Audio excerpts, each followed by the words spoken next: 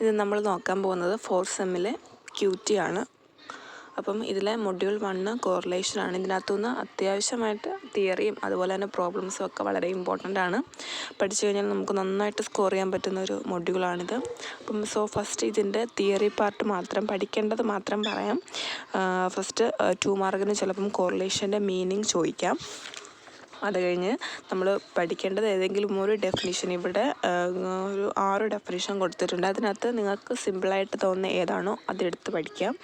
പിന്നെ ഇതിൻ്റെ ഇമ്പോർട്ടൻസ് അല്ലെങ്കിൽ യൂട്ടിലിറ്റി ഏതെങ്കിലും ഒരു 3-4 പോയിൻറ്റ്സ് പഠിച്ചു വെച്ചേക്കുക.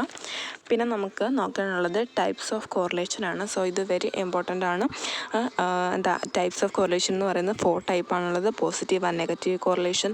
അപ്പം പോസിറ്റീവ് ആൻഡ് നെഗറ്റീവ് കോറിലേഷൻ്റെ ഡെഫിനിഷൻ അതുപോലെ തന്നെ അതൊരു ഗ്രാഫ് രീതിയിൽ പ്രസൻറ്റ് ചെയ്തിട്ടുണ്ട്. അത് നമ്മൾ വരയ്ക്കാൻ പഠിക്കണം. കാരണം ഒരു 5 മാർക്കിനൊക്കെ ചോദിക്കുകയാണെങ്കിൽ ഈ ഒരു പടമൊക്കെ വരച്ച് വെച്ച് കഴിഞ്ഞാൽ നമുക്ക് 5 മാർക്ക് ഒന്നും നോക്കാതെ പോരും. പിന്നെ സെക്കൻഡ് വണ്ണാണ് simple and partial multiple correlation, പിന്നെ പെർഫെക്റ്റ് ആൻഡ് ഇംപെർഫെക്റ്റ് കോറിലേഷൻ. അപ്പം ഇതിൻ്റെയൊക്കെ സബ് പോയിൻ്റായിട്ട് കുറേ സംഭവങ്ങൾ വരുന്നുണ്ട്. സോ ഭയങ്കര സിമ്പിളാണ് പഠിക്കാൻ. അധികം നമ്മൾ ഒരെണ്ണം പഠിച്ചാൽ തന്നെ രണ്ടാമത് നമുക്ക് ഓട്ടോമാറ്റിക്കലി വരും. പിന്നെ ലാസ്റ്റ് വണ്ണാണ് linear and non linear correlation, അതും പഠിക്കാം. ദെൻ അത് കഴിഞ്ഞിട്ട് നമുക്ക് നോക്കാനുള്ളത് മെത്തേഡ്സാണ്. Methods of കോറിലേഷനാണ്. ഇതും ഇമ്പോർട്ടൻ്റ് ആണ്. കാരണം ഞാൻ പറഞ്ഞ തിയറിയും ആൻഡ് അതിൻ്റെ പ്രോബ്ലംസും ഒക്കെ ഇതിനകത്ത് വളരെ ഇമ്പോർട്ടൻ്റ് ആണ്. ഒരു 5 മാർക്കിന് അല്ലെങ്കിൽ 15 മാർക്കിന് അല്ലെങ്കിൽ 2 മാർക്കിന് ഈ 3 സെക്ഷനിലും ഇതിൻ്റെ പോർഷൻസ് വരും. അപ്പം ഫസ്റ്റ് വണ്ണാണ് ഗ്രാഫിക് മെത്തേഡും സെക്കൻഡ് വൺ അൾജിബ്രിക് മെത്തേഡുമാണ് ഉള്ളത്. ഈ ഗ്രാഫിക് മെത്തേഡിൽ നമുക്ക് പഠിക്കാനുള്ളത് രണ്ട് കാര്യങ്ങളാണ്. Scatter diagram and correlation ഗ്രാഫാണ്.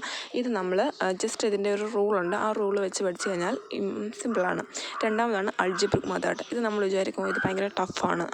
അല്ല, ഇതിൻ്റെ കുറച്ച് ഒരു 1, 2, 3 ഫോർമുല ഉണ്ട്. ആ ഫോർമുല ഒന്ന് ബൈ ഹാർട്ട് ചെയ്ത് കഴിഞ്ഞാൽ നമുക്ക് ഇത് ഭയങ്കര സിമ്പിളാണ്. ഓക്കെ, അപ്പോൾ ഫസ്റ്റ് വണ്ണാണ് കോൾ-പിയേഴ്സൺ കോഎഫിഷ്യൻ്റ്, പിന്നെ സ്പിയർമാൻ റാങ്ക് കോറിലേഷൻ, പിന്നെ കൺകറൻറ്റ് മെത്തേഡ്. ഇത് പഠിച്ചു വരുമ്പോൾ നമുക്ക് ഭയങ്കര ഒരു കൊള്ളാലോ എന്ന് തോന്നും. പിന്നെ ലാസ്റ്റ് മെത്തേഡാണ് ലീസ്റ്റ് സ്ക്വയർ മെത്തേഡ്. ഇത് നമുക്ക് പഠിക്കേണ്ട, കാരണം നമ്മുടെ സിലബസിൽ ഇത് ഇൻക്ലൂഡ് അല്ല. സോ അപ്പോൾ അത് സ്കിപ്പ് ചെയ്തേക്കാം. അപ്പം നെക്സ്റ്റ് പാർട്ടിൽ നമ്മൾ പ്രോബ്ലംസ് ആയിരിക്കും ഡിസ്കസ് ചെയ്യാൻ പോകുന്നത്. Okay, thank you.